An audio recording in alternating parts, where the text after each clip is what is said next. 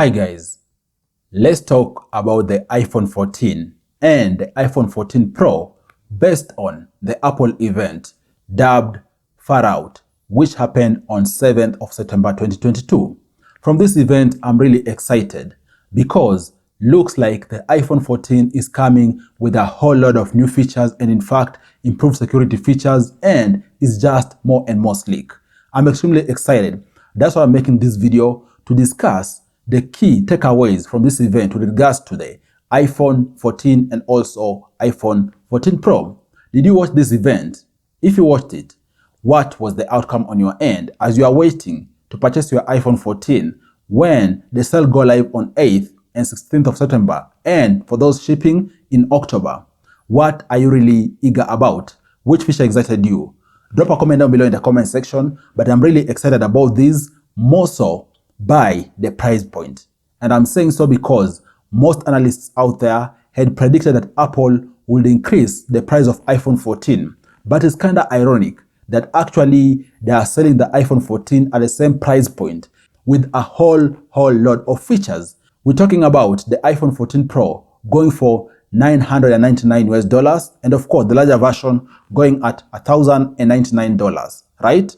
And then we're talking about the iPhone 14 going for $799 and the larger size going for $899. And of course, the iPhone 14 has replaced the iPhone 13 mini.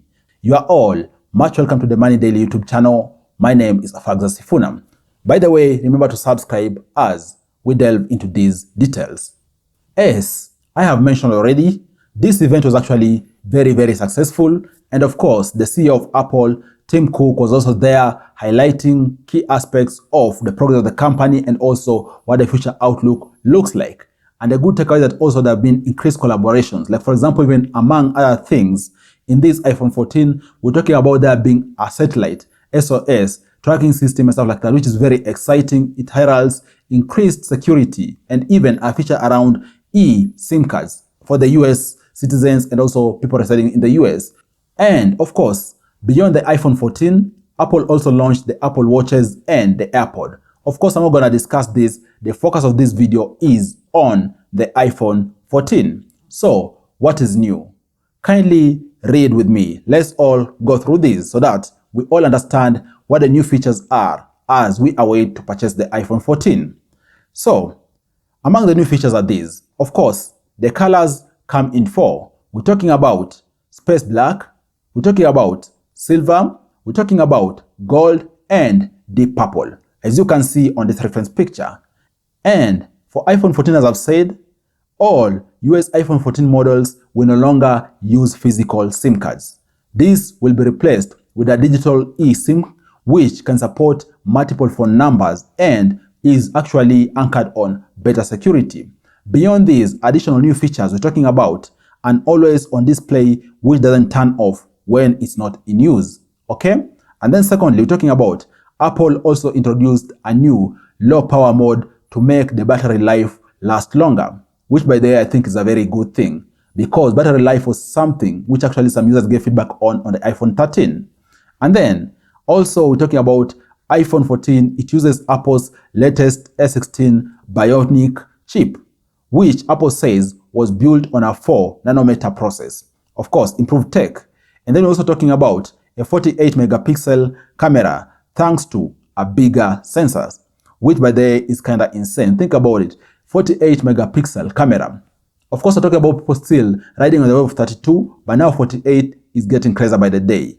And then beyond this, we're talking about better low light photography, which I think is very important because this ISO plate and so forth is very important to ensure the photography is cool and also responds pretty well in low light. And then the last key feature is that there's a redesign with regards to the flash. We're gonna see what is in. And then the last feature is that there's a redesign with regards to the flash. We're gonna see what it entails. And of course, these are not the only features. We also have the legacy features which have been bumped up. And of course, read along with me again for you to understand which are the additional features on this iPhone 14. And of course, they're not really new features as you're gonna see.